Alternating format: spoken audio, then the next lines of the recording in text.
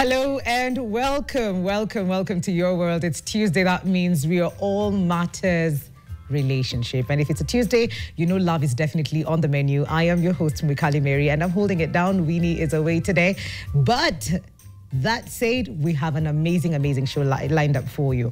We're talking about love today. And love, not in just the way we talk about it. We're talking about it in the context of marriage and relationships that cut across cultures, cut across borders. That is what we're talking about. I mean, we're in a country with over 40 tribes. So this is bound to happen. And if it's bound to happen, I'm a statistic. I come from 2 generations of cucumbers. That's what I like to call them, cucumbers. Kikuyus and Kamba. My dad is born of a Kikuyu mother and a Kamba dad. And he married a Kikuyu mom. My mom is Kikuyu, so I'm a cucumber. So we're talking about that kind of intermarriage, intertribal relationships and marriages, the challenges that come with that. Are we at the same place we were a couple of years ago, where you were told, nisi wai kukuona na watu wasijui side gani. Nisi kuone, you can only marry from these people. You can only marry. Is that the same case? Is that where we are right now as a country? That is the conversation that we're getting into today. And we have an interesting question for you. The question we're asking you today is very simple. We are asking you, if your parents disapprove of your intertribal partner, would you end the relationship or go against them, and why? If your parents disapprove of your intertribal partner, would you end the relationship or go against them, and why? And we've seen people who've gone against whatever the parents are saying. Sisi tunapendana, we've eloped, we are gone. Some don't even go back home because they know, when I show up with this guy, the answer is a no. So, wacha si tupendane na huku mbele mbele. So you are single forever on your parents' side, living your other life wherever. But that's the conversation. And feel free to chime in on all our social media platforms, NTV Kenya. Let us know what your stand is on the question of the day. And you can share your story with us as well. If you struggled to be with your partner just because they come from a different tribe, or it was easy because probably forward-thinking parents and all of that, please feel free to share with us. And I have quite a beautiful array of guests with me, and of course an amazing audience. And starting with the one that is, Winnie, I miss you every time I do this. So starting with the one that is on my immediate left, you have Pastor Angie Murenga, a religious leader. And it's lovely to have you because we get to explore, the spiritual and family dimension when it comes to matters, intertribal marriages, and what's the stand of the church when it comes to that. Kuna stand yote ama tu sisi wote ni kama tunapenda Yesu, we are equally yoked, and that's all that matters. And right next to Pastor Angie to give us a perspective on Kenya's cultural and historical context, we have Professor Maurice Amutabi. Welcome to the show. Thank you so much. The plan is to take us back, Yes, to understand, right. To understand why we are doing the things we are doing, and background. what was the what was the intent back then. All right, Karibu sana, Prof. And right next to Professor, we have Miriam Wangi, who is a relationship therapist, to help us also understand the emotional beat of things. And behind them is my amazing audience. Karibuni sana. Are we dating? We are married. Dating. How many are dating? Ulinu, nilikuwa nangoja ukose. Nilikuwa nangoja ukose kuinua mkono. From your tribe or from another tribe? Another tribe. Wow. Just use the microphone. From another tribe? Yes, from another tribe. What tribe are you? Kikuyu. Kikuyu. Yes. And him? Jamaican. Ooh, hello. Excuse me. Kuna intertribal na international. Wow. So then kama tuko na issues. Wazazi wetu wako na issues. And that's the thing, because there are some that we're just okay. Kiwa ni mzungu ni sawa. Kama si mzungu ni sawa.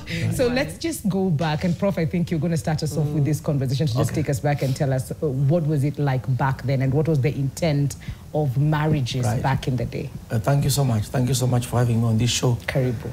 There were many tensions in the past because of the suspicions that ethnic groups had. And if you look at the interracial marriages, they were frowned upon. And I'll give 2 examples of Seretse Khama, the first president of Botswana. When he engaged to marry Ruth William was a white woman. And Seretse Khama had just finished his law degree and they got this beautiful lady in England. Yeah. And bringing her home was a challenge, especially among the Bangwata East people, who felt that we can't have these people who prospered for many years, and you want to bring home one as a wife. The same to Jomo Kenyatta when he met Edna in the 40s in England, and he told the Kikuyu Association, which has sponsored him to UK, that now he had a white girlfriend. They were not comfortable with that. But what's good about it is that the two men pulled through. Edna's relationship with Kenyatta endured. Yes. The one of Seretse Khama and Ruth endured. She became first lady of Botswana, and so on. Kenyatta's choice was different because when he arrived, I received a betrothal from a daughter of a chief, major chief among the Kikuyu, and he was able to marry her in the name of Ngina Kenyatta. The inter-ethnic marriages have been different. There were what one can call considerations for ethnic background and based on stereotypes. Many of them were not truthful.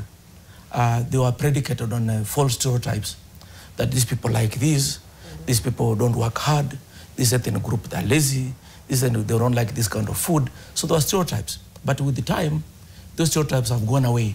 We've seen these get eroded as time goes by and people get more educated. Much of the stereotypes are predicated on lack of education.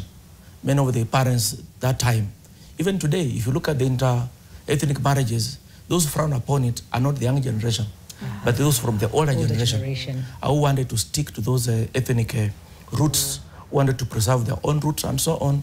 But you see increasingly education has broken that. If you look at the educated population in Africa, there's an article I was reading, is that a very high percentage of inter-ethnic marriages are done by those who are highly educated. They meet in the high schools, they meet in the university, they meet at workplace, they meet in London, in New York, in Paris, and so on. So the more people get educated, the better we are getting away these frowning upon in the ethnic marriages. Similarly, the urbanization complex that we call cosmopolitanism. Cosmopolitanism and hybridity has brought all these, like the hybridity that you are. Cucumber, yeah. Those hybridities are now common. I was in Johannesburg the other day, and you see a lot of Xhosa, Zulu, Agriqua, Zulu marriages going on. Gaborone, you go there and you find there's out of marriages between the Tswana and the Kalanga. You go to in Lusaka, the same thing in Nairobi. So you find that the urban areas are actually the fortress and the backers of this inter-ethnic marriage. Rural areas still remain very conservative. Not just in Africa, but even in America. In America, in the rural America, for example, I lived there for 10 years. You'll find that in the rural America, the white folk will not want to see a black boy with a white girl in the village in those rural outposts.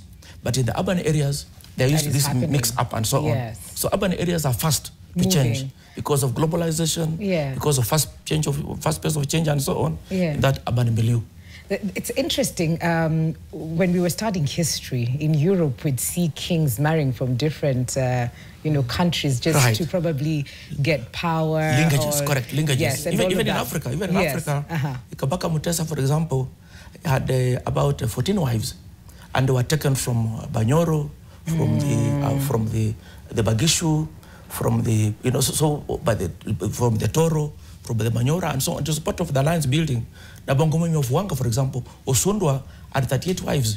He married a wife from each clan of among the Luya. He had a Muhaya wife, Mutsotso wife, a Wanga wife, a wife from the Bukusu, a wife from the Banyore, a wife from the Kabras, a wife from the Daho, the Isuha. It was part of alliance building. Alliance building. The same in South Africa. If you look at people like Sangona, people like Muzilikazi among the in Zimbabwe, among the people, the Shona and the Ndebele. Muzilikazi came from the Ndebele, and he had a Shona wife, he had a Lozi wife. Those were alliance building marriages. We still see them today now among the elites. It's not now the kingship, but among the elites, yes, you'll find sons of who is who. Yes, marrying each other. Marrying just other. Like Sisi Walalahoi. Exactly. Exactly. And Twitter becomes very little, those kinds of conversation. To keep the wealth and connection. The wealth pamoja. Exactly. You've taken us back to school, and it's important that you're here so that we understand that there were different dimensions to why it was frowned upon and why it happened, because it was not all of the two happening, the frowned upon and the why we're doing it because we want to build alliances. They all had a reason. It was not just because. And I think I'll just pull in Miriam on this conversation, and just to look at what the scape looks like now, especially in spaces where people come to you, and probably those are some of the things that they're fighting about, because it is still there. Yeah. I think to start with is to say that a relationship dynamics, no matter from what tribe, are the same. Okay. People fight about the same things. If your communication is bad, whether you're married from the same tribe or not, communication is bad. If you have weak conflict resolution, whether you're married from different ethnic groups or interracially, you still don't have conflict resolution. Okay.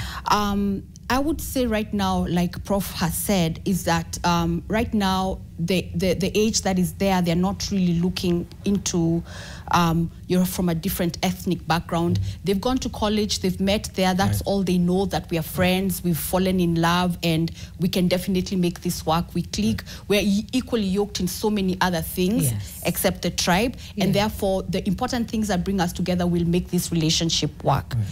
But that said, I should also say that even when you're married from different backgrounds, I mean, obviously people get married from different backgrounds, whether you're from the same tribe or not, they're still different backgrounds. But when you're married from different ethnic backgrounds, definitely the dynamics, there are different dynamics that come in. We have to be very considerate about that. What is that? What are those dynamics? Dynamics of tribe, different tribe, dynamics of different cultures, dynamic of how those different ethnic groups deal with conflict. The taboos of different cultures also do come in. And obviously, the big one, the family dynamics from different ethnic backgrounds do come in. So, as a couple who's navigating marriage from different ethnic backgrounds, you have to have that in consideration. That is something you have to discuss before you get married. How are we going to navigate these challenges? You know, you cannot be oblivious about it. You know, you have to actually consider, even during, like, I always say, even during premarital counseling, that is something that should be included. You are coming from a different ethnic background. He's coming from a different ethnic background. What are the presumed challenges you are thinking you might come across? And when you do come across those challenges, as a couple, how are you going to navigate them? Is it just between the two of you? Is it between the larger extended family? Are you going to involve the larger extended family? And when you do that, what are the pros and cons? So it's something that has to be discussed, because yes, I have seen those people, couples from different, married from different ethnic backgrounds coming for counseling. And one of the major issues is usually revolving around the culture. Around the tribe, you know, around you know, one person saying, I'm not used to this. The family I come from, we don't entertain guests from the extended family. And this one is saying, for me, guests from the extended family are very important. When they come, you have to host them, and this is how we host them. This is the kind of food we eat. And this person is like, I don't know how to cook that kind of food. They have to learn how to cook that kind of food. So it usually presents a challenge, but it only becomes a challenge if the two of you are not agreed on how you want to form your nuclear family. Absolutely. So there needs to be some sort of independence from you as an individual, from where you come from. Like, create some sort of independence, either it's financial, spiritual, you know, the connection there, so that you're able to make independent decisions. Okay.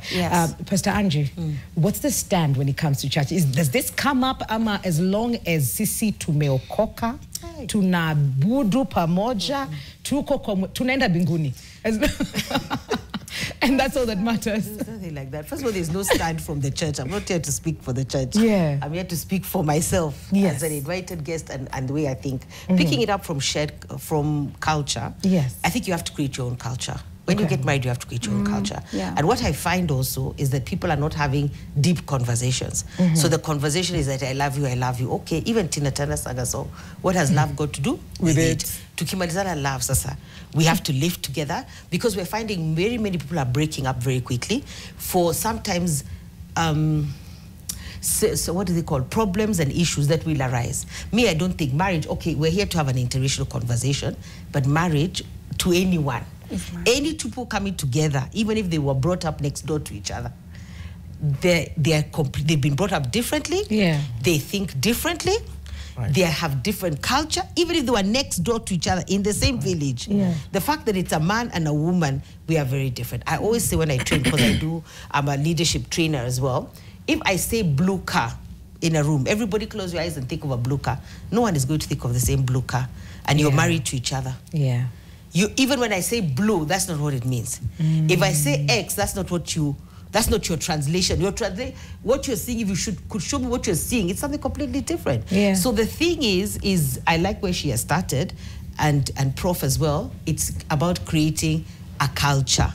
Who are we? When we get married individually, what is it that we want? So it's about having deeper conversations. Okay. Once you have agreed you love each other, now you have to live with each other. Yes. You have in-laws. Yeah. You have, there's so many, where we're going to live, what are we going to do, what's our budget? There are many conversations that need to be had.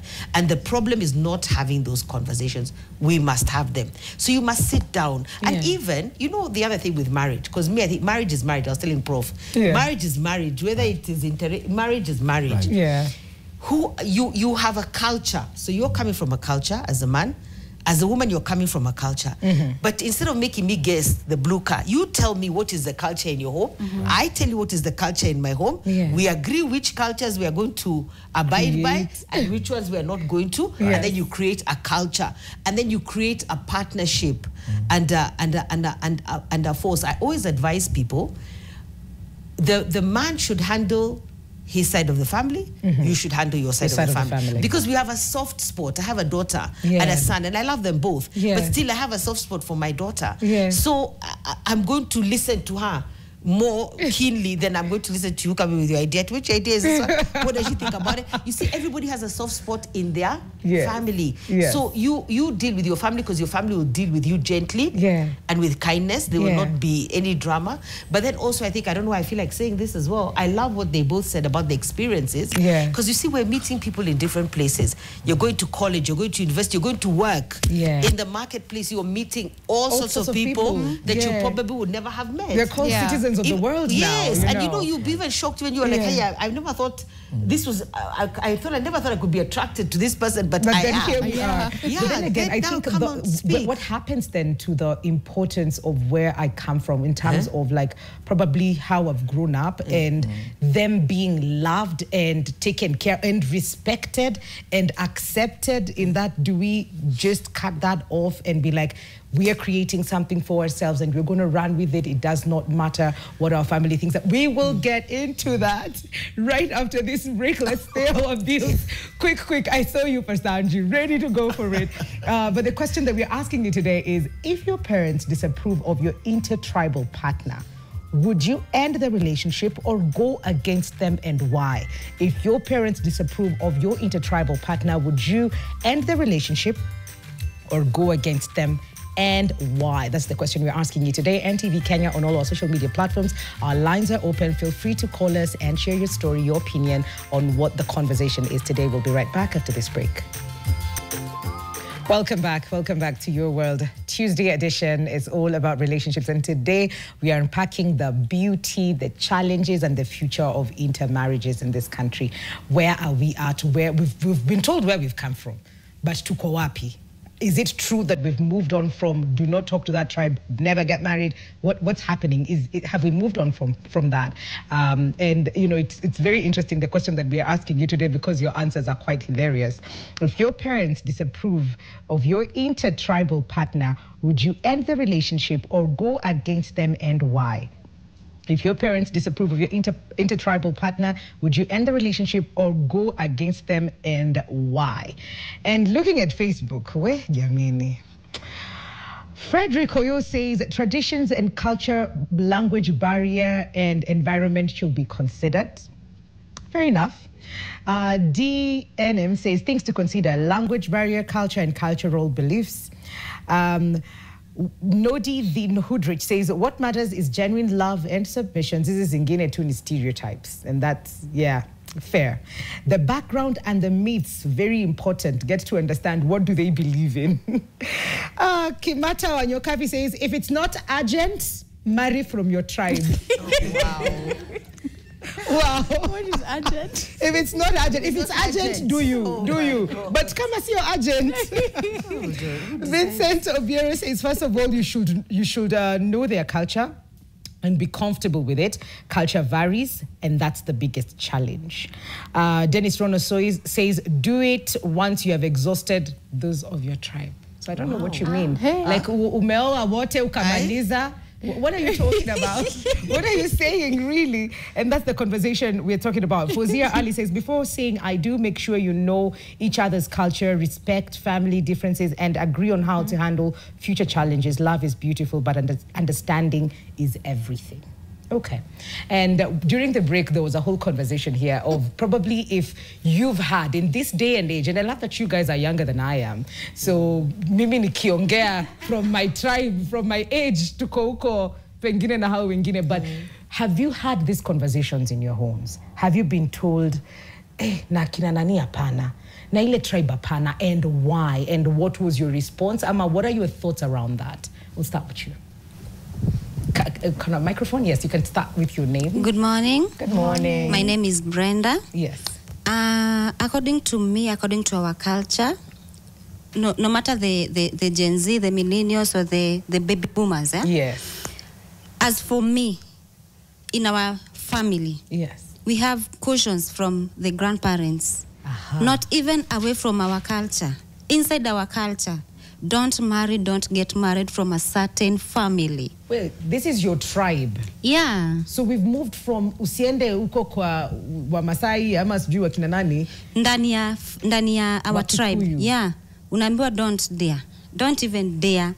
Don't dare date or get married or married from that family. And for real, even if you guys fall in love from this family, yeah, okay, you might assume, but later in life you'll come to realize why your parents were asking you not to do so, because they know each other.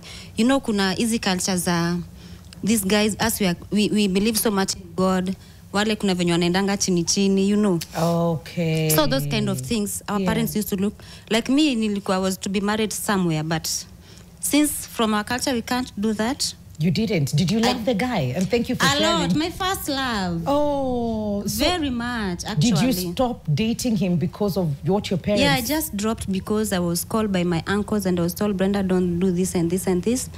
You might do it, but later in life, utakuja ku regret. Wow. Yeah, so I had to do it. I had to drop everything. You had to drop that. And right now, I can see whatever I was being told is happening. So it's true. Very so what true. We're saying, we can't ignore then what our grandparents are saying. You know why? Because in most cases, whatever I do right now is going to affect my kids in future, especially spiritually. It's going to affect my kids in future. So my parents used to, my parents died when I was so young. So I had uncles, you know, uncles who support you and your parents are not around, and aunties. They used to know, like, ukiingia huko mama umeanguka. You're in love, yes. Pastor Angie, so you reacting to that? No, because I think we have to have a balance. Yeah. It may be her case, but for me, I would, you know what I would do, first of all? I think what we need is thought. Okay. So we need to sit down and reflect. You know, sometimes we don't think through things. Okay. Reflect and think through things. And like I said, create your own culture. They could have even a background spiritually which is not right. Anything can be corrected. Cycles can be broken. New things begin every day. And you can be the people who are starting something new. If you discuss them, you see the problem sometimes we're afraid to discuss these things. We're afraid to point them out. Anko anakuja, anko ameniambia hivi, sasa twende tuketi. Anko yangu useme ni nani?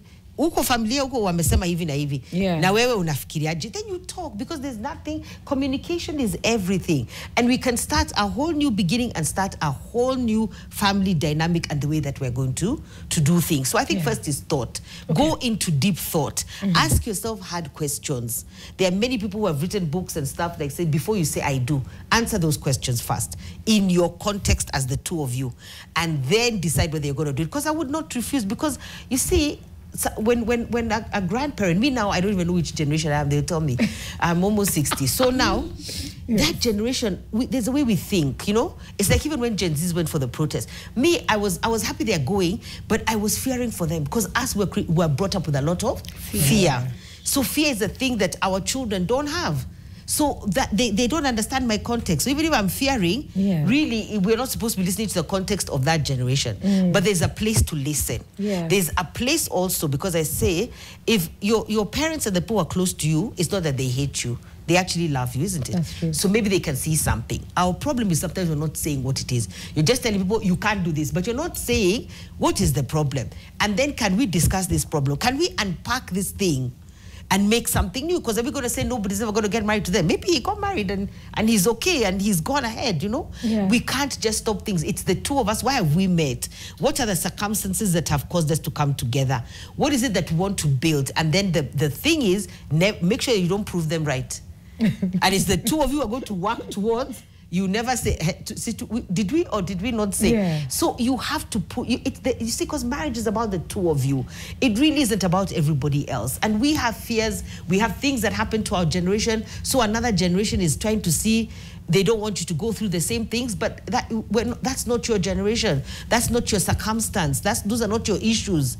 But marriage is a big, I don't want to say issue, but marriage is not for the faint-hearted, for real. People think we're saying things. And you know, when you're dating somebody, you see all the lovely parts, and then you start living together and start wondering, who is this? Who is this? But you have to keep talking. And the last thing I'll say is, I think there's a lot of, right now in the culture that we live, in the pressures of life, you have to keep therapizing, coaching or counseling your marriage continuously. Continuously. This issue of if I say X, you see Y. I say red, you see something else, is a real fact. Whether you were brought next door, whether you were this house and this house, everybody, because Africans, when we enter our houses, there are things that we are not allowed to say. We cannot, because of communication. Because it's not about whether you marry somebody interracially. Anybody you marry, you're going to need constant communication. You're going to need to constantly come on the same page. So when I say blue car, everybody sees the same blue car. When I say X, this is what it means. So you get an understanding. And then when you have problems, I've seen this work with this generation, which I love. Instead of arguing about them, put that problem in a box, work your box, unpack your box. Then you continue doing life together. I was very shocked, because me, I was never taught that. Me, I was taught now it is time for silent treatment, no talking, no nothing. So I didn't know about boxes. Pack it in a box, when they learn a life. Then muchukue box, mpeleke wherever you're going for therapy, counseling. Go and present this issue to a person who will then see all sides, and then you come out of that together. Because life is complicated. And communication, it doesn't matter. Yes, it can be interracial. Between man and woman already, I don't know what you call that one. Prof, what do you call that one? Just man and woman. That is a lot. A man thinks differently, a woman thinks differently, then you bring them here together. So it doesn't matter. It's just two different people coming together. You really must think through it. And so I said reflect on what it is you're saying, look at the problems that they're saying, and then create solutions. How are we, so you almost create a strategy, a constitution for yourselves in how you're going to deal with the outside world. But if you allow the outside world to come into your marriage, that is going to be a problem. From mono to binary, you know, from that alone to binary, from single to duality. So all those structures must be created. But I want to just reflect on the issue of discouraging, especially when people are in love and they feel that they have what we call vibe. And that is moving towards the direction that both of them want. The cultural stereotypes can actually discourage. And so Brenda's structure is structured in that cultural stereotype. Those fears. And sometimes they are led by wrong historical notions and facts. That, you know, a girl came from Nyeri, she came here to Kiambu, she killed her husband. So that becomes, goes on. Yes. Yeah. You know, so-and-so married a girl from Kiambu. They were living together in a very, very good home in Nairobi. One day she came and carried everything. So Kiambu, goes on. And there are stereotypes, by the way. There are stereotypes. So if your uncles and grandparents and so on are fed on those stereotypes, it discourages interracial, inter-ethnic marriages and so on. We've seen when I lived in America, there was this notion among Africans that when they arrive in America, you saw Professor Mutabi, I can marry a white person, but not an African-American person, because African Americans are very loud, they are very violent, they like playing around with the guns, they kill girlfriends and so on. So it becomes a stereotype predicated on wrong historical facts. So there's what needs to reflect on fact-checking. That individual fact-checking, like Pastor Anja said, every situation, every case has its own dynamics. And you cannot use one dynamic to judge another. To say that now Githunguri men are thuggish, that they are violent and so on, so that don't get married there.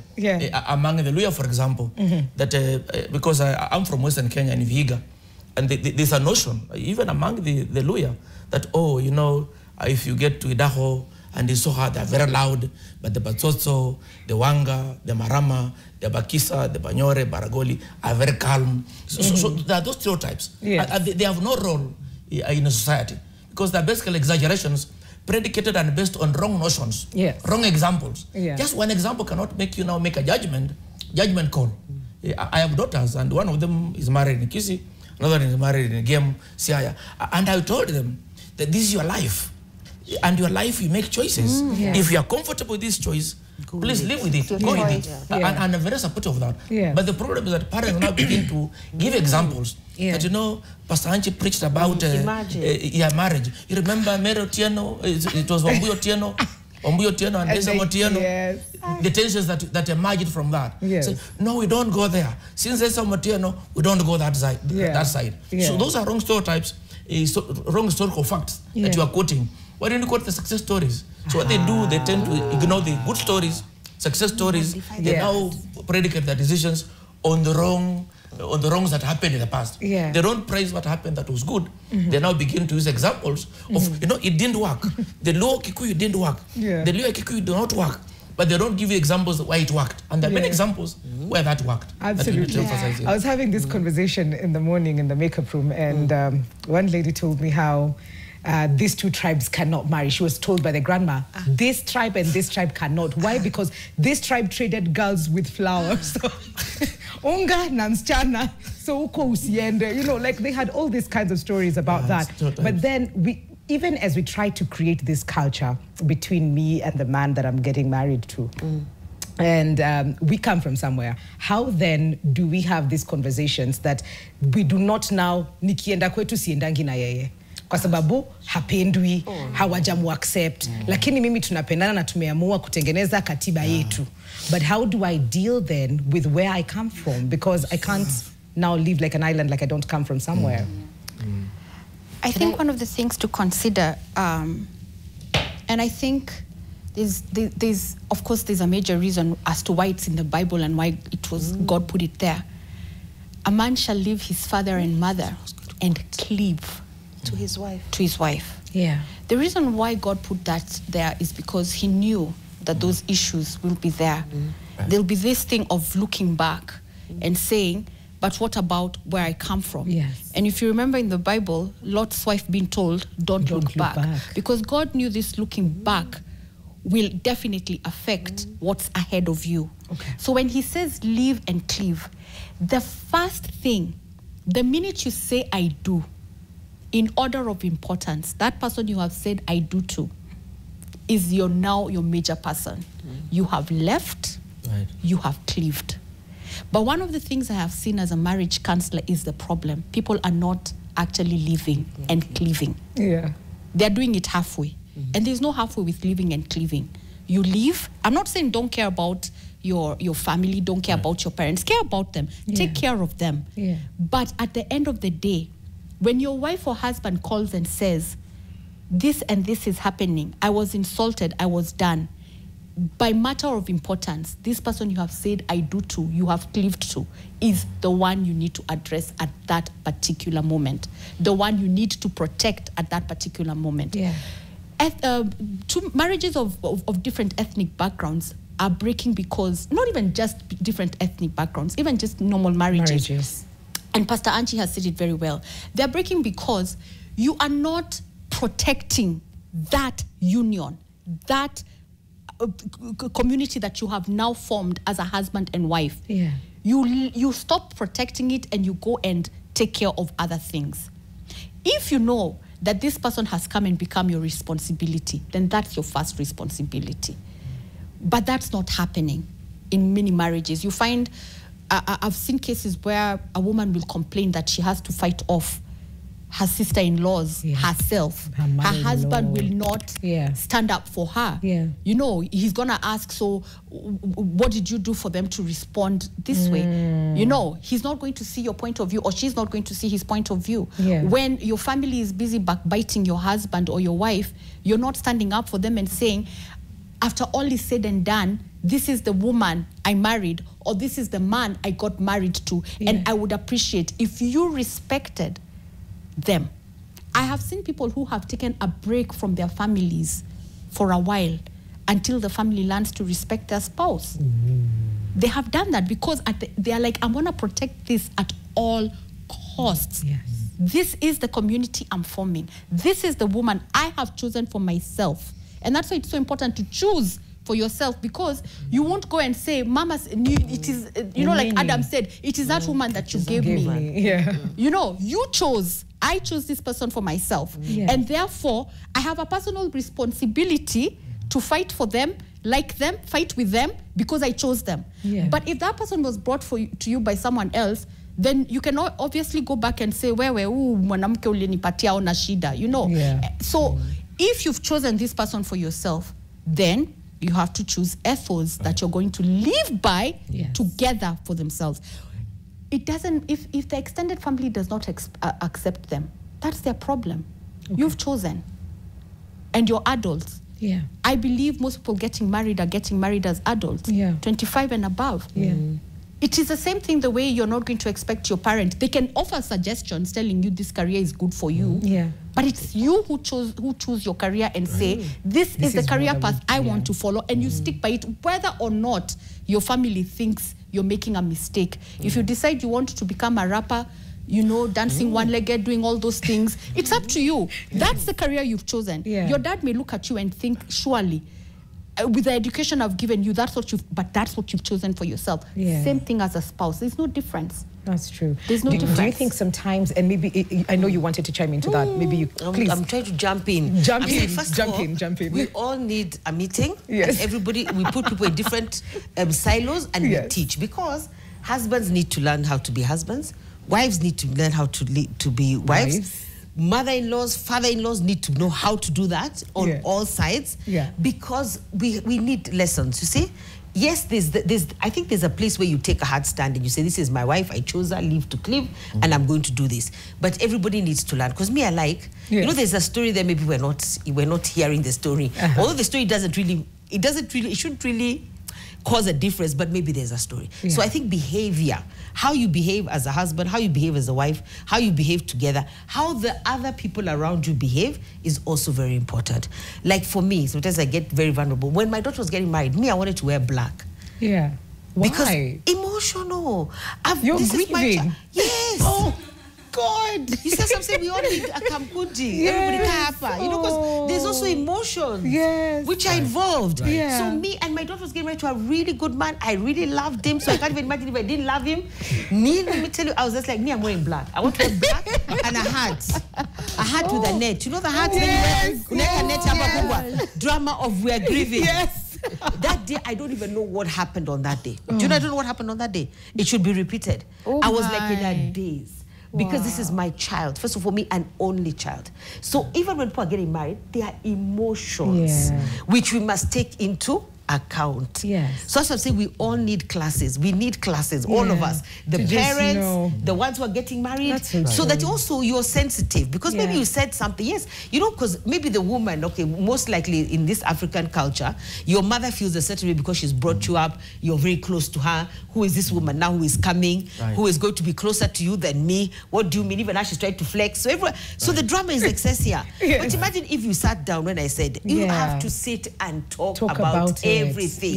You have to talk about, my daughter knows me. She says, my mom is like this. So she is telling her husband, yes, my mom is like this, expect this, then you navigate those things. Instead of leaving it like a surprise or a shock.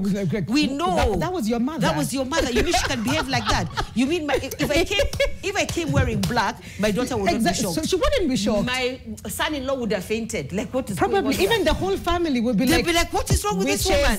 Witches. But my daughter and my family, they just understand. Because they call me the drama. They say, that's just a drama. Ignore her. You see now, that's so we didn't communicate about this. Tell me that your people are dramaful. Tell me that your people behave like this. So I know how to behave. Because it's about behavior for everyone. The husband and the wife. But the husband has to make a stand. My sister-in-laws are like this. So if you know how your sister-in-laws are, kaini chini.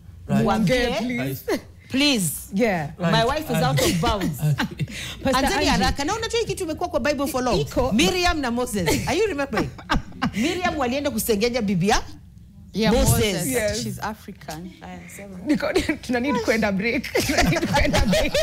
But kuna vitu zimekuwa zikisemwa kwa familia yenu na unaona zikihappen. Watu wakienda ile side mo wakigo against grandfather, grandmother, kunaenda venye kunaenda.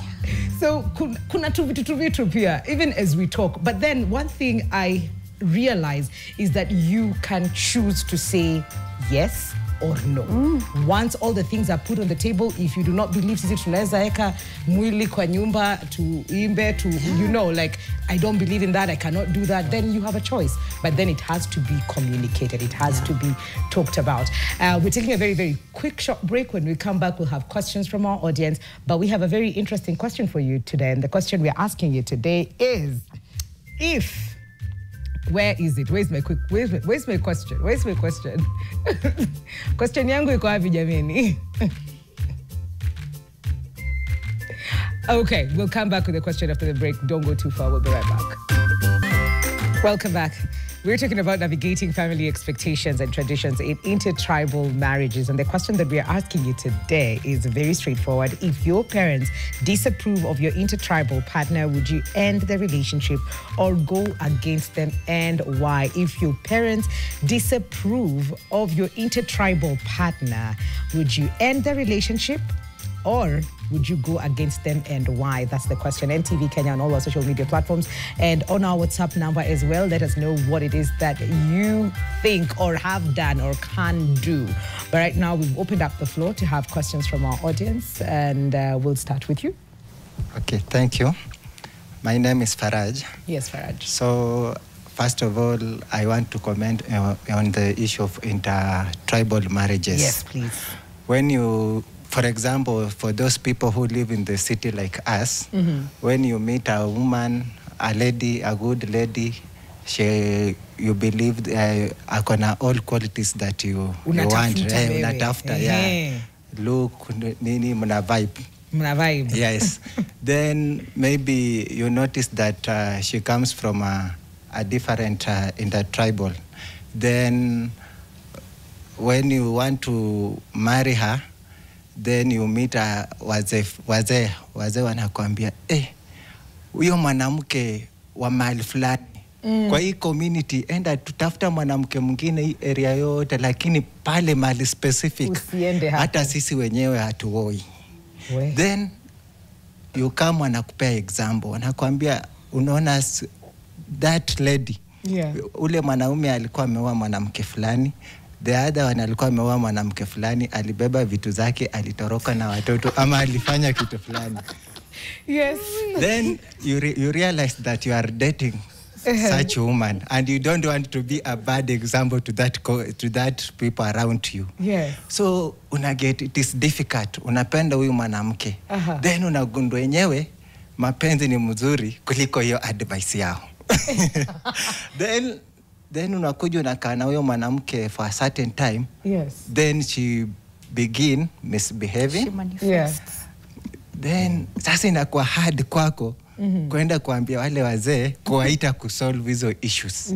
Then you try to talk to that lady, unapata hapa ni ngumu. Then you get that marriage ime-break.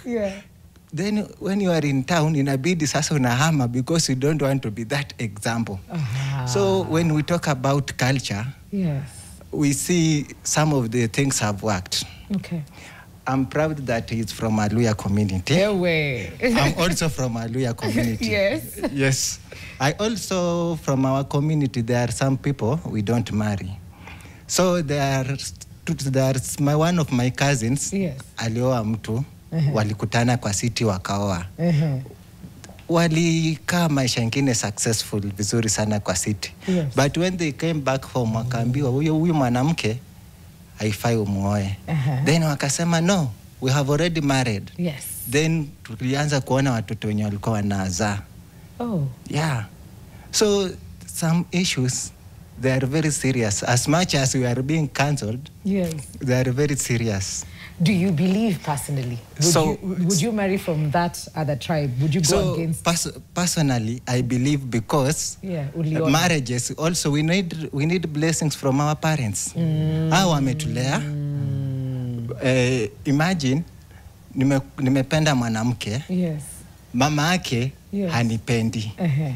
Then huyo mwanamke anapenda mama yake. Everything ana get from the mother. The moment nifanya slight mistake, mwanamke akiambia mama yake ataambiwa nilikukataza hao watu. So these marriages we need blessings. So we have to vibe na pia lazima tuangalie tuangalie ni wapi penye tunaoa. Prof, unataka kuchangia hiyo? Right, I think he is right that we need a balance. There are certain extremes that parents see. When they're sitting down, they see very far. That's true. That you can't see when you get into a tree. So because of that, there are certain questions they'll throw your way. And like she said, there are certain stereotypical aspects parents look at. Like the dreadlock she's talking about, tattoos and so on. There are certain indications, and I think psychologists will tell you there are certain markers of future characteristics that manifest very early. So parents have a capacity to analyze and assess. So the young man is right. There's a certain point to which vibes are very important, but there are certain aspects that you see, you need consultation, you need the blessings of parents. Parents have had a chance to compare and contrast. They have seen success and the areas where they have seen failure. So, but there are certain times that parents may not be necessarily right all the time, especially those predicate or stereotype that, you know, he married a Kikuyu, she came, and after 3-4 years of accumulation of wealth and so on, he died mysteriously. Then they say she killed him. You know, those are things you can't prove. Or that she got married after a year, she carried everything away because she's Kikuyu. But you know, there are many laws and lawyers and who are doing the same. Who are doing the same. Exactly. Yeah. So it's not just that these people do that. There are many who are doing the same. Yes. Oh, those people are drunkards. Every Kenyan community is a drunkard. There's no Kenyan community I've gone to and you don't find that drunkard on the street quarreling and falling all over the place and so on. Yes. So you cannot use one stereotype to judge an entire community. Yeah. You must have actual facts in terms of validation of some of the decisions. So the young man is right. There's a need for balance. Balance is trusting your own vibes, but at the same time, consulting parents. Sometimes on character assessment, like psychologists will tell you, there's a character unpacking that they can do that will tell you this is the right cause, this is the right person, this is the right character, and so on. But there are certain vibes they pick out very quickly when they see violent, prone individuals, and they'll tell you, this one, you may get into trouble. Or sometimes they see this individual, the way they're behaving, they are violent proof. They're not getting into violent actions. But the other, they tell you, this is violent prone because of the following. That the first time we have met them, this is 3-4 hours, this is what you have seen. So there's a way that you need a balance in terms of what you are seeing yourself and what parents are telling you. But then I would like to probably pull you in and to understand how then do I find or get this balance, because I want the blessings as well. And I want us to all love each other and be happy and Christmas to be amazing for all of us. I want the blessings. I still want to go ahead and do this. How how do I find the balance? So probably build resilience if I'm going to just choose or charter this path without those blessings. Thank you for that question. But before I go there, there's something very important that Prof has spoken about that I would not want to pass. Yes. He talked about other compatibilities.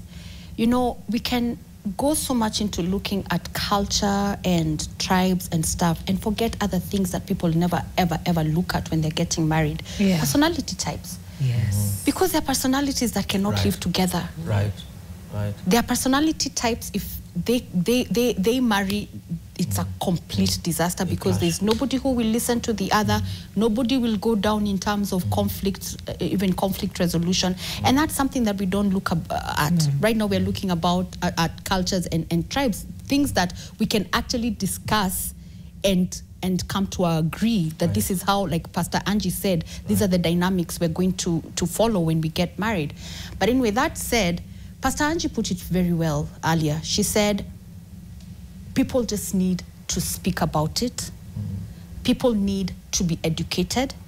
People need to come together and discuss. Let me hear your fears as a parent, even with my person here. This is what we've heard about your community, but maybe you can tell us about your family. Okay. Your small family. How do you as a family function? When this and this happens, when this and this arises, how do you handle such a situation? Because us, we handle ABCD. This is what we believe when a loved one dies. This is how they're buried in our culture. Are you okay with that? Will you accept that? This is how we do things as a culture. When you come into our family, are you willing to do things like that? So I think, Mwikali, the way forward is dialogue. It's true. You don't want to be desensitized from your family and pushed out of your family, because at the end of the day, family is family and they'll forever remain family. So I think dialogue. Right now we have, you can even bring in mediators. We have mediators. Bring in professional mediators if you don't want to do it as a family, so that you don't fight. Because these professional mediators, they know exactly what to touch on and what to bring forward. Bring psychologists so that they can evaluate the situation. Is it just an fear, irrational fear that you have about this community, or is it real fear? And if it's fear that is based on something, can you bring it up? And what makes you think, just because, like Prof said, this community is known to be drunkards, what makes you think that this individual who is even saying and professing Jesus as Lord, I've never even drunk, what makes you think they'll become an alcoholic just because they come from a community where people drink? So some of them are just irrational fears. And the thing is to discuss them. Like Pastor Angie said, nothing can ever be solved if you don't bring it to the table and discuss it openly. One thing I've come to find out about African communities, at least the ones that I've dealt with, we're very afraid of bringing things to the table. We're very afraid of discussing things like they are black and white. You'll find we have parables for everything. Sometimes parables don't solve anything. And metaphors. Even metaphors. Even with Jesus, the disciples had to ask, what because they had their own, you have our own perceptions. When we perceive things differently. The way you perceive things, Mwikali, you know, even my fellow Kikuyu, Pastor Angie here, we come from the same community. The way she perceives things and the way I perceive things is completely different because we've grown up differently, different backgrounds. So we can't leave anything under the rug. It has to be brought to the table. This is why I have this fear, because of ABCD. And then you're told, no, that fear is irrational because now from my home, from my community, ABCD. So it is dialogue and being open and putting everything on the table, even as a couple. Put things on the table before you get married. Absolutely. Msaidika? But when you are in love, unapata maybe a man is real, or then unapata ule mwanamke ana pretend, ama unapata mwanamke ako real kwa interracial, imetoka kwa intertribal, but endelea. Then unapata one of the guys ana pretend, anasema I'm ready to marry from a certain tribe. Then ikifika time sasa ndio unapata sasa things zinaanza kubadilika. Okay. We had another question on that end. Okay, good morning. Morning. My name is Lewis Owar. Yes, Lewis. Yeah, so I'm a stronger believer is intertribal marriages. Yeah. So when I was in campus, I studied in KMTC. In what? KMTC. Oh, KMTC. So when I was in campus, there's a time I used to have a girlfriend. Let me say girlfriend. Okay. So there's notion that a certain tribe, you can't maybe, like a certain tribe, you just have to date from that tribe. I hope you've seen this notion of baby keeps out for chips from the Rift Valley. Yeah. So sometimes maybe you go maybe out with her, maybe on the way you meet, maybe she meets her friends, his friends, and they start talking the language from the Rift. So to me, I believe that this notion of maybe this tribe specifically, you can't marry from outside. For example, the Rift Valley, those people who come from the Rift Valley, they normally say that for them, you can't marry outside that tribe. That's why they say keeps up chips. So now I get it. Ilikuwa nimehang kwanza before. So keeps up for chips. Yeah, you can also even look at our political class. Yeah, especially the ones from that side of the Rift. Ni keeps na chips tu ndio wana. Just look at our political leaders, political class. So my question is about how can we go about it that to remove this notion of saying this tribe specifically, you can't go outside it. And also from the Somalis. Yes. You know, Somalis, you can't go outside. And maybe your parents says, this is the lady you'll marry. So my question is about how can you move outside this notion that, for example, you can't go outside this tribe. Specifically, if you're from the Rift. Levis when wauko? No, I come from Western. Okay, so it's not Rift. Okay, cool. So the question is, how do you move mentally from a place where you've grown up being told and being drummed into that you can't go a certain direction? How do you get out of that? Prof? Yes, I think that's a good question and very insightful. It's predicated on the stereotypes that you're talking about. And the big answer to that is actually information and education. Is enlightenment. To understand that you may be different in terms of birth and background, ethnicity and so on, but that as human beings you can relate. The issue has raised, for example, the language factor can sometimes annoy, not just can be frustrating. Can be frustrating. Especially if you don't understand a single word. You may think that every conversation is predicated. It's about you. It's about you. And I recall when I was working in America, and I was director for the Center of African Studies at Central Ocean University. And the Kenyan students will come there, Professor Barry, and then my white colleagues will come out. What are they saying? So they're just greeting me. Say, Professor, umepotea kweli kweli. What are they saying? Because they want to listen to very conversation. Because they're worried that maybe they're backbiting them. They're backbiting them. So I think that the notion of language that he has mentioned is about education. It's about educating your colleagues, educating your partner, potential partner, a boy or a girl, that actually language can be learned. And that if you're uncomfortable when they speak, I'll translate to you. I'll tell you the meaning of that. You've seen even in events, they're talking and they look at the person, they're talking in vernacular, they look at him, wanasema nini, wanasema nini. It's a genuine fear. It's a genuine fear that perhaps they're talking about you. So education. And that's why I say that if you look at the more highly educated people they get, the better they appreciate interracial and in ethnic marriages. The more cosmopolitan they become. If they stay in an urban area so much, they get used to Kamba, Kikuyu, Luo, Luya, Kisi. So these things don't threaten them. But those from the rural areas, we used to call them at the Northern Robbie, when I was a student there, they used to be called SRB, strong rural background, and SUB, strong urban background. Boys from SRB were always anti any other ethnic group. But those from SUB, strong urban background, will interact. Interact, they'll data cross and so on. But SRB have been told, those people are bad. Based on wrong notions, based on wrong histories. So there was always conflict between SRB and SUB at the Northern Robbie. And you could see marriages, and I mentioned earlier on, this elitism is built upon those suspicions. So you find that even the elite, the rich, they feel that if we get married or marry below there, there's like tensions. So they begin to create own segregation that's based on class. We see this all over the world. So your question actually is assuaged in terms of yes education. The more people get educated, the less they'll become now, because that behavior of speaking your own language and you have somebody who doesn't understand is also primitive. It's provincial.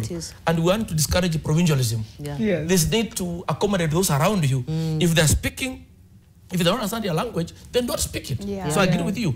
If they don't understand your language, don't go Luya, don't go Kikuyu, don't go Luo. Accommodate them in Kiswahili and English. So that very fact is predicated on the education.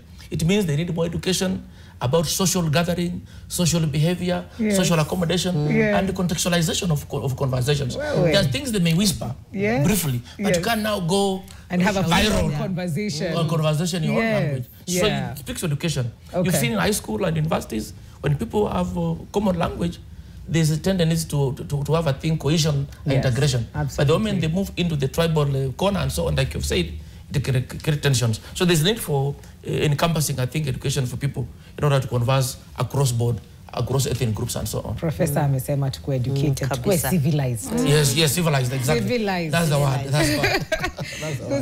That's There's something I had a couple of years ago where there's a guy who married from a different tribe from where he came from.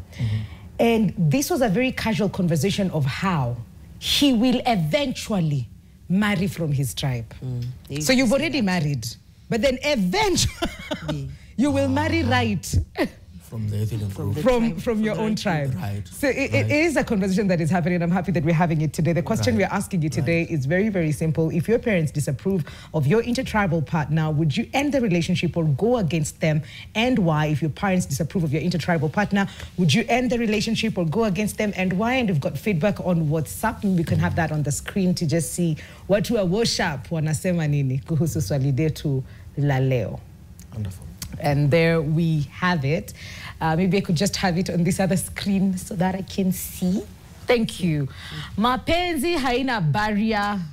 Love is tribeless. Idris Ibrahim kutoka Isiolo County. Okay. Interesting topic. Personally, I don't believe that you can get married to someone who is not of your tribe because probably from your tribe ulikuwa umeambiwa haufai. Because kama huyu ndo alikuwa your better half.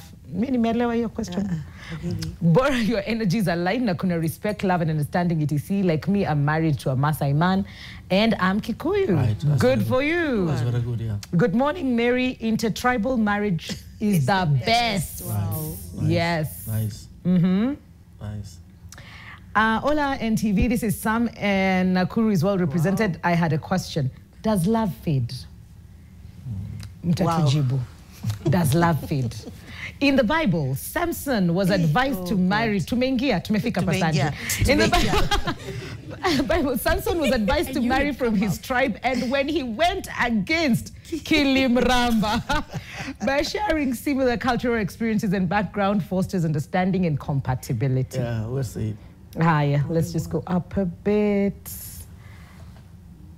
Hello NTV, my name is Mudoni from Nanyuki and I'm loving the show. I'm 23 years old, I have a baby boy who is 1 year, 2 months old and I'm living with my spouse.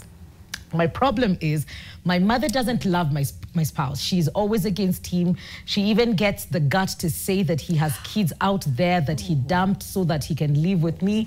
I understand I'm a college dropout because of the kid and I have the intention of going back when the kid grows. But my mom wants I leave my small family, go back to her house with my child and go back to school in her limits of time and leave the father of the child. She even suggests that I can be married by someone else who is better than him. But to me, he is the best. Amen. All right, let's scroll down. Amen. Stay with let's scroll down, yes. The other day, we had issues with my husband and told him that I'm going home with my child. The man was so agitated in the level he wanted to commit suicide.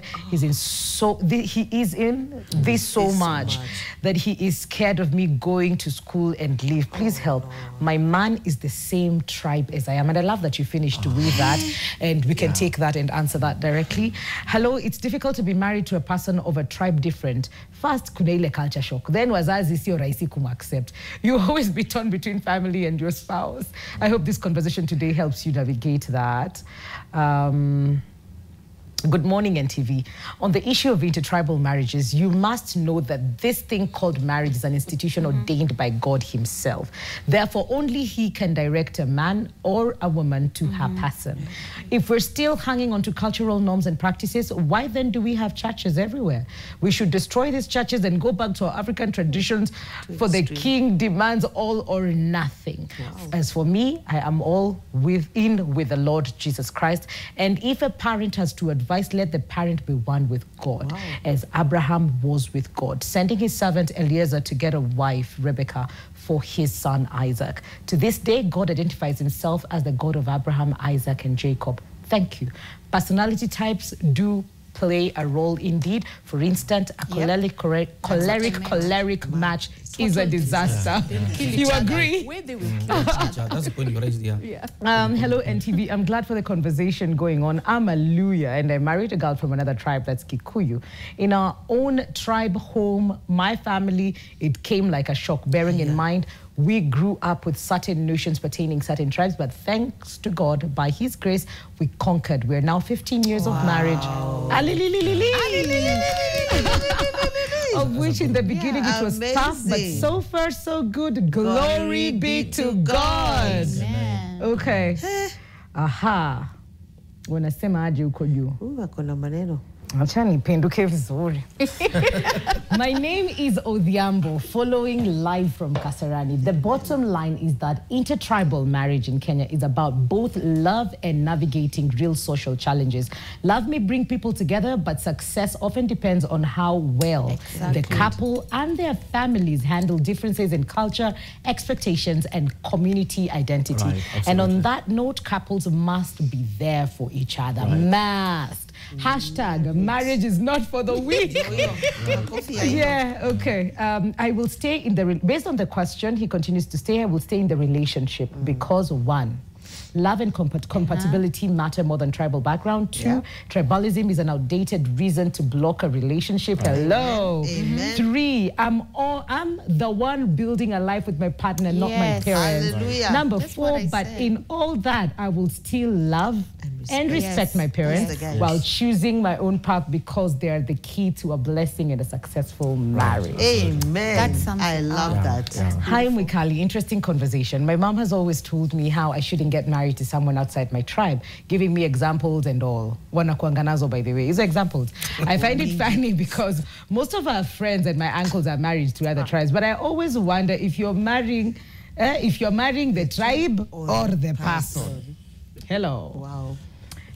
Charles Aroma from Uganda. I like the topic of discussion, but unfortunately, I'm a victim.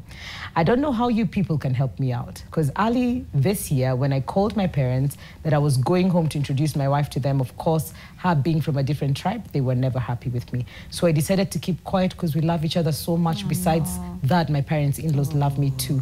What should I do? I'm hitting 31 years of age by November.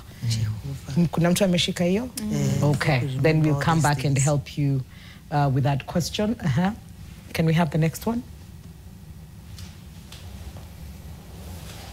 The next message.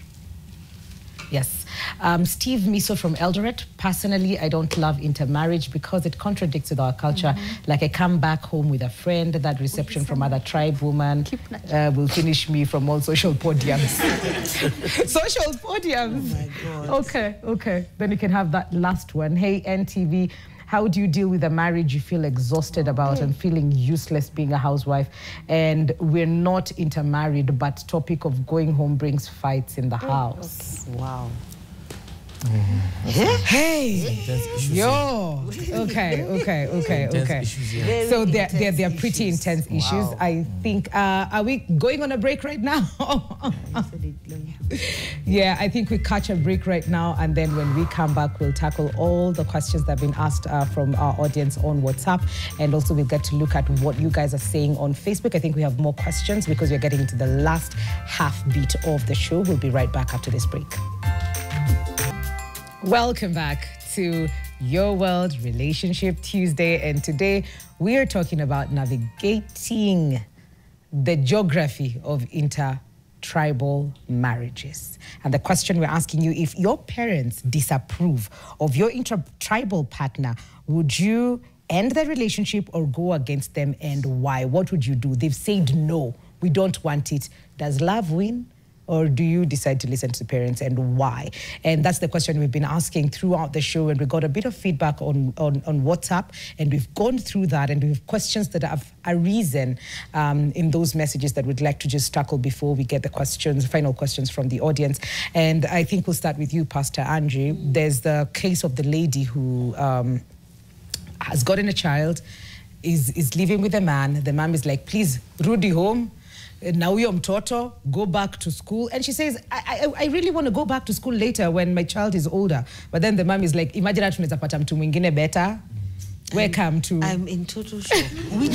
Did I not say everyone? We need education. We do. We need education. Because remember I told you, I was also feeling a certain way that my daughter is getting married, but I don't stand in her way. No. You make sure that she's okay. First of all, she's already living with this person. She has a child. This man is not being bad to her. Please, and I mean that in the greatest respect, draw the line. Start drawing a boundary now.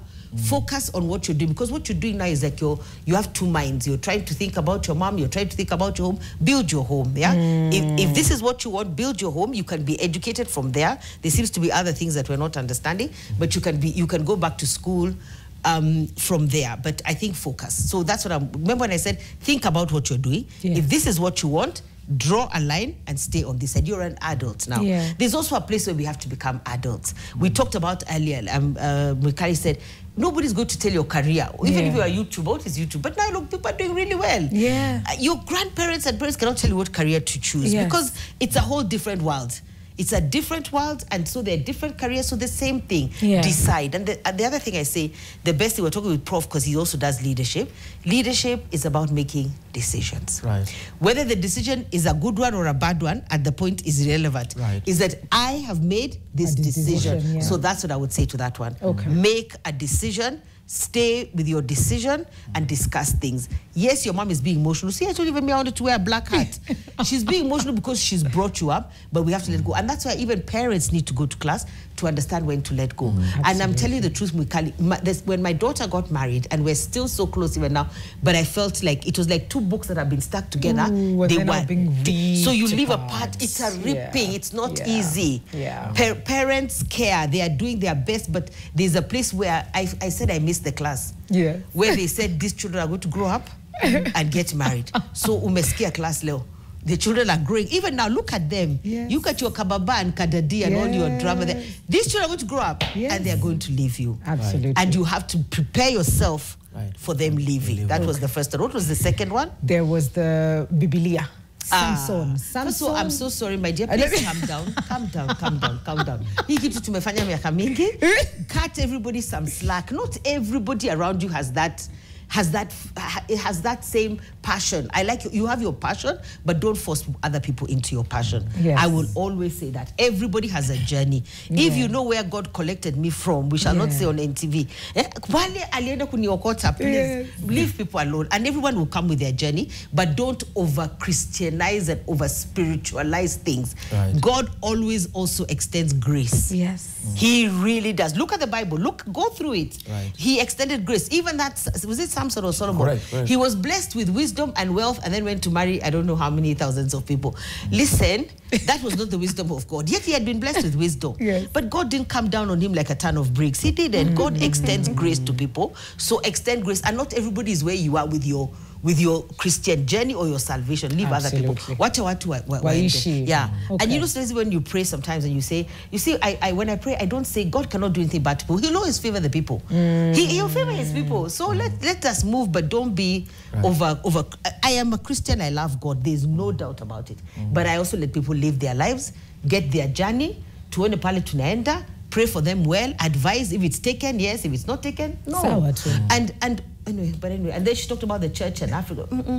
Let people find their way and find their space. And there has to be a balance. Miriam, there was another angle to this just before we go to Uganda with you, Prof. In the conversation around the lady who is being asked by mom to go home that Pastor Angie has just talked about, and there was an aspect of the husband attempting to take his own life. Yeah. So yeah, that to me does not sit very well, because even when two people come together to get married, it's true, the two shall become one.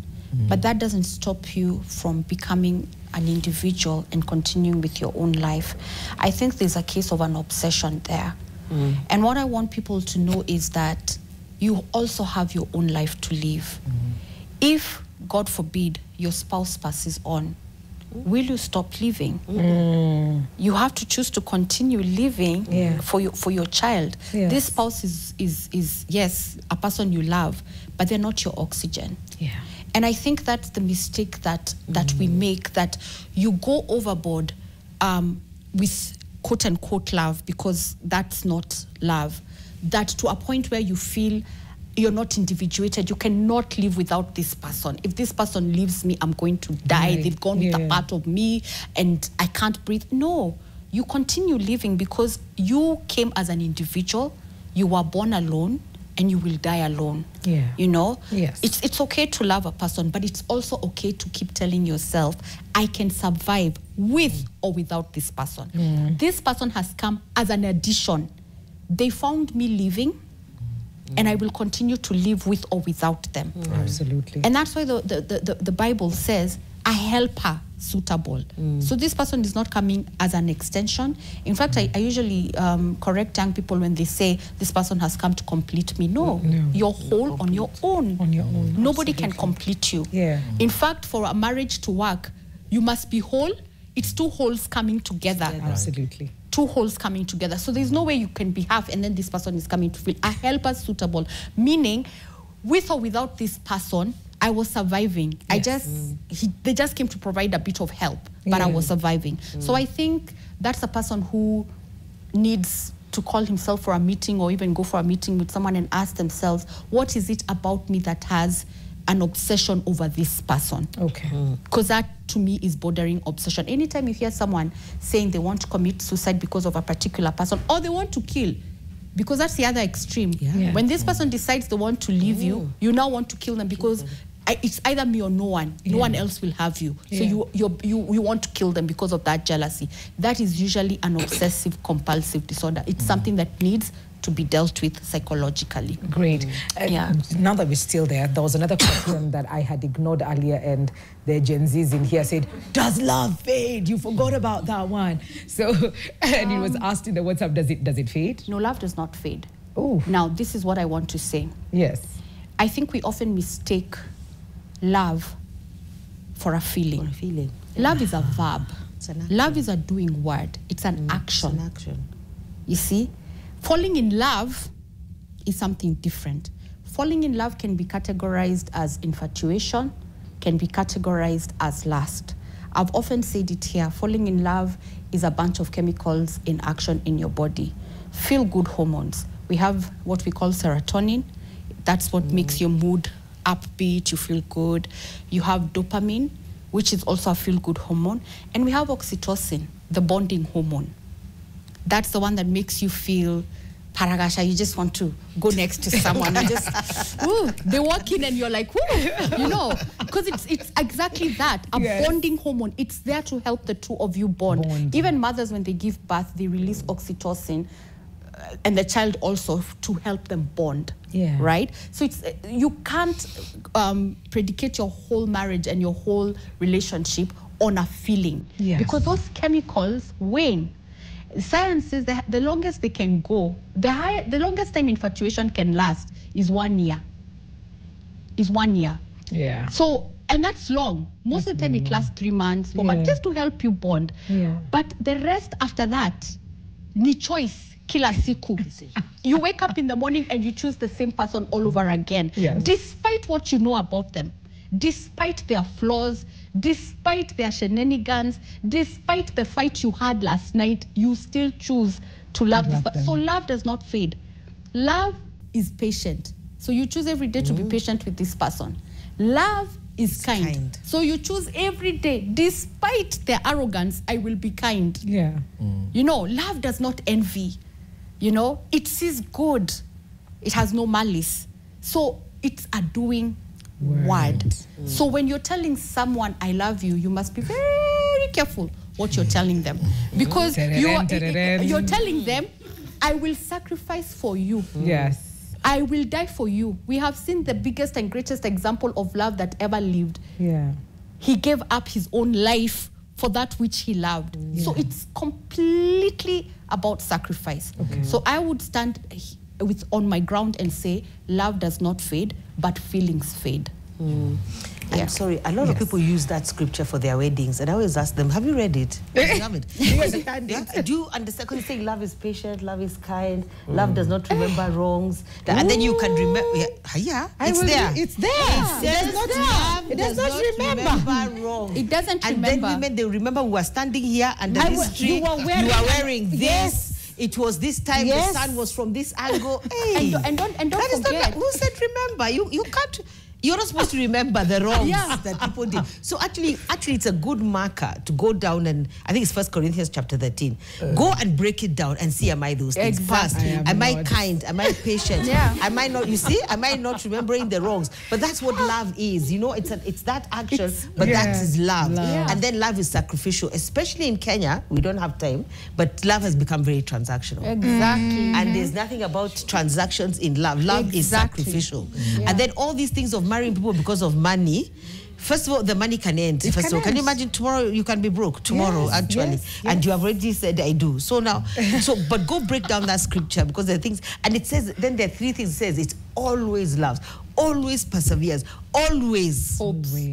So what are those things? So when you start banding around this word of love, make sure that you know that you love exactly. that person. And let me just add to what Pastor Angie said. Love remembers no wrong. And this one is for women. You know, women are compared to elephants. Elephants have the greatest memory of any animal. Even us. You even remember I was standing at that particular spot at this angle, wearing this kind of a hat. In fact, my hair was like this when you said verbatim. And that's 10 years ago.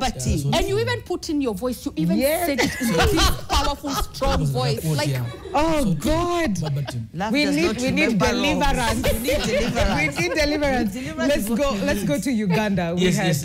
Thank you so much. I liked the question because it has educational values to it. Yes. Because this young man is in a predicament. Yes. Between himself and his parents. Yes. Because he's bringing home a girl from a different ethnic group. Yes. What happens that each time that happens, there's history on his side. There's shock. The shock that happens to every parent when that happens. Yeah. Oh, Mkikuyu, or Mkamba, or Muluya, uko atuendangi. Shock. But after that, there's something called healing.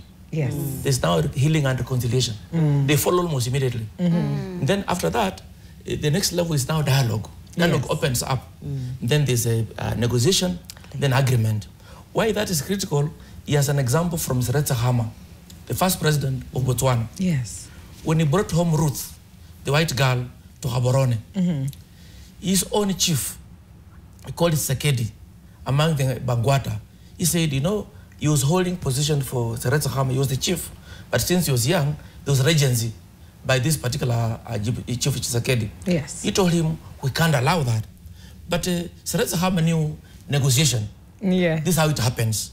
That it is resistance, but eventually, so he persisted. So there's issue of persistence. He persisted. Even the Bible talks about persistence. The persistent kept on knocking and so on. Because I think Matthew 7:7, it says, you knock, you ask, shall be given. Knock, so you keep on. So there was a persistence. Seretse Khama, the second level that Sekedi, the chief, said, young man, we need you home. So we can't keep on putting you outside there. That you must come home. So the elders started to negotiate. And eventually, Seretse Khama was allowed to marry Ruth. Ruth became the first lady of Botswana when they became independent in 1966. So this young man from Uganda has to have patience. 31 years old, like a pastor said, is very advanced. He's a man. He needs to be patient. He needs to be patient with his parents and then educate them on the diametrics, on the discourses, on the dynamics of inter-ethnic marriage. That is not jumping into some pool where you'll die. It's not jumping into some dangerous fire. It's marriage for God's sake. It's not getting into some lion's den. That they allow chew him up and break him up and just eat him up. It's a marriage. Let them be educated that marriage is about two people. where parents are not involved. It's a man and a woman. Yep. Parents are only subsidiaries. They are only support structures. And they can even defy the parents. Like that's how I said, if you don't want me to marry Ruth, I'll leave you and go to England. Parents said, no. Come back to Botswana. Yeah. So this young man must be very prepared to engage in these negotiated steps and stages. And at the end of the day, parents will give in. Because love always wins. Yes. Love always triumphs over culture. It triumphs over parental guidance, all of parental controls and so on. It always triumphs. We've seen in schools, so in the university where I am as the vice chancellor, when they're in love, they live in a jump over walls. There's nothing can do. There's nothing they can do. You can do. Yeah. You'll lock them in the house, and they'll find at night they've broken the window. They have gone. Yeah. So you have just to understand to work with them in terms of achieving their vision and mission. So in brief, this young man from Uganda should just be patient, should smile, because at the end of the day, these parents will come along because they need education. They need to be told that inter-ethnic marriage is not getting into some dam and dying. It's not getting into a lion's den. It's not jumping into a fire. Yes. It's, for God's sake, a social engagement. Okay. Yes. Yeah. We have a couple of questions on comments and questions on Facebook. Mercy the Great says, as long as it has nothing to do with tribalism, greed, money or wealth, I will gladly consider my parents' opinion. I believe if a parent shares their thoughts about your relationship, you should take a moment to reflect on it. Don't act like you're trying to unite different tribes in Kenya. Different tribes in Kenya. Different tribes in Kenya. You'll learn this the hard way. Some tribes will never accommodate others, and some will take advantage of you until they are strong and wealthy enough to marry within their own tribes. Maso Softy says, while it's important to respect our parents' views, relationships should be built on mutual love, understanding, and shared values, not just tribal lines. I'd try to understand their concerns, have an honest conversation with both sides, and work towards harmony. But ultimately, the decision to stay or leave should be based on whether the relationship is healthy, right for me, and not just tribal expectation. But then I think then it begs the question, what are some of the practical strategies that we should have if probably you've gotten yourself in, I think, like a rock, or in a situation where you know for sure, I'm going home with this lady, I'm going home with this man, and I will face resistance. What are some of the strategies that I can do as that person who is in that situation as we come to the end of this conversation? I think one, just to jump on what Prof said, this young man also, I was just thinking he should go look for somewhere else in his community who is also intermarried, who probably the parents will respect and talk, and then go to that with that person, because it's negotiation. But now you negotiate with somebody who is even working for them and they have been married. So you still their fears. That is, I think, is very important. You should try to still their fears, but I'm still for the thing that you really must go ahead with a plan that you want. Don't try to antagonize. Try as much as not to antagonize, but create a plan. And then you must present a formidable front and force. I don't see it forcefully, but you must know that we are together. You must communicate that to people in every sense, that we are together, we're doing this, we love you, we respect you. It's not that we're going against your will. Actually, you should even say, this has really got nothing to do with you. No, don't say, this is not about you, it's about us. And this is what we want, trust us. But I think also I'm feeling, parents, trust your children. You've educated them, you've done things, you've taught them, we've been raised in these African households. Now trust them to go and make the right choices together, and then counsel them. Maybe you can create ways you can counsel them. Don't curse them. Don't say this is not going to work. Counsel them, guide them, have check-ins, you know, to see whether everything is going okay with them. Even you guys have check-ins. And remember, I said, please do not prove them right. You two have to work together. You must work, you must make deliberate, strategic decisions, not to prove the world out there. Right, si tulisema. So understand there's tulisema out there, and do your best to make your marriage work. And present it in the most presentable way. Every parent has a favorite auntie, a favorite uncle, a favorite what. Convince that person, I think negotiation, bring them on your side and let them speak to this person so that sense can be seen. And you said something also very important. We only highlight the negative. We never give the good stories. So at least have 10 good stories of this worked, this worked, this worked, like even the ones you've given us. Till the lady even became the queen of of a nation. Right, Yeah, right. they are good examples that even around you. Presentation. PowerPoint. Like, let's discuss now, it. kuja na wale watu wameintermarry everybody. Right. Come with all of them. Let's sit down. Yeah, that they form they can see this person, their marriage work, this person, their marriage work. Because we're very big on negativity and not positivity. Like what worked. It can't be that all of them did not work. Somebody's has worked. Yeah. So how can we make this work? And maybe even as parents, how can we appease your fears? Right. How tell us your fears. That's what we said. You must talk. You know, we don't talk. We talk when the door is closed. Story.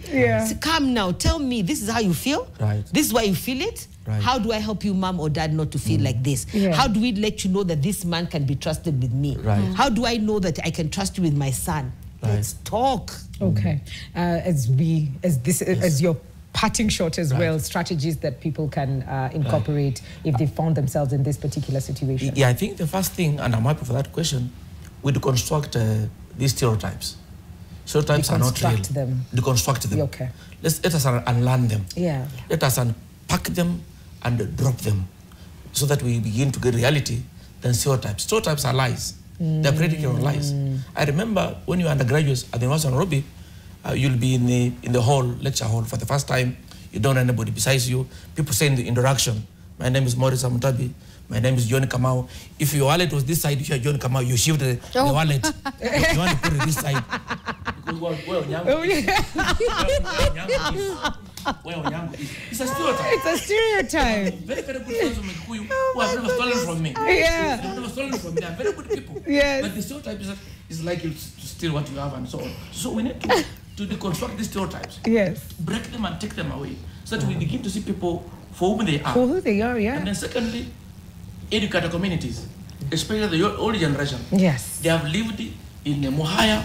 They were born there. They went to school there. They have never lived in Muhaya. That's their domain. Yes. Educate them that out there. In America, this is what happens. Yes. In Nairobi, this is what happens. Educate them. Because they are innocent. Remove the Omuhaya in them. Exactly. They are victims of a Moyahood.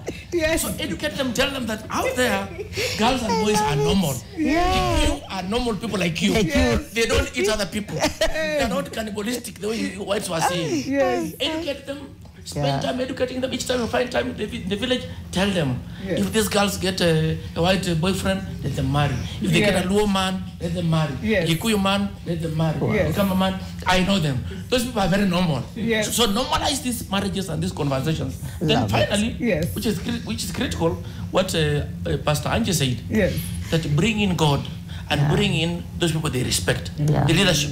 When things get hard, like she said, bring in those people they respect. Bring in the pastor, they respect pastors. Bring in the chief, they respect the chiefs. Bring in all those community leaders, because I teach leadership. They respect leadership. So bring leadership to intervene. And I'm telling you what you saw an obstacle that they can't let you marry this group. The chief says, actually, last year we went to a marriage in that community. And the ladies there is successful and so on. Bring those good stories of success than the negatives. Absolutely. Let me rest my case there. Okay. Miriam. I think my parting shot will be, using the example of that Ugandan man, like Pastor Angie said, you're of age. Yes. You're a man. Right. This is a time for you to exhibit that you are a man. Yeah. Stand your ground. Stand in what you believe in. Yeah. If you have made a decision, stick by it. Because even the lady is watching.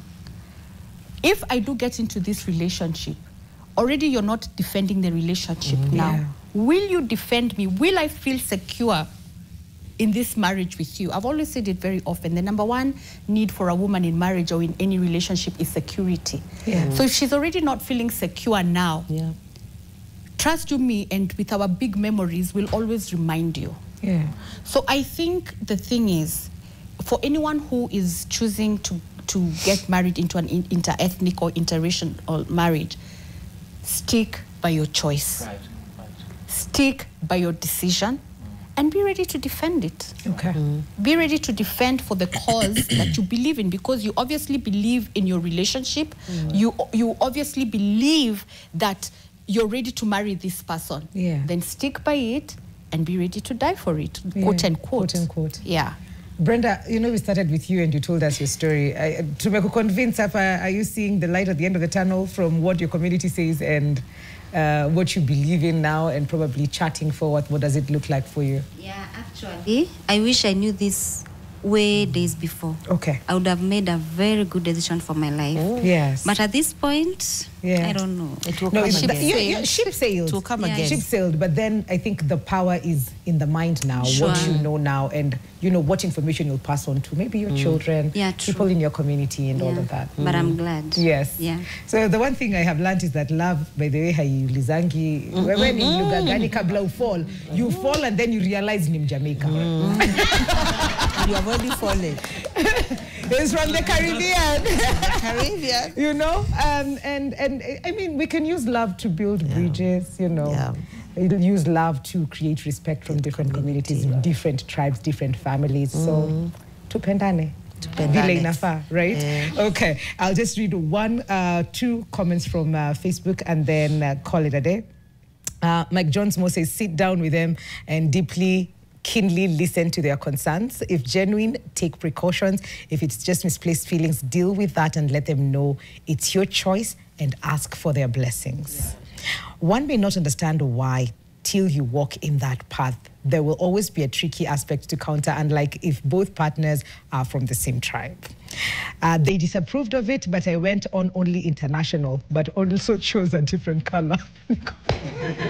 All right, that is all we had for you today. Thank you so much for joining us. I hope you learned a bit. See you tomorrow, same time, same place. I have been your host, Nkali Mary.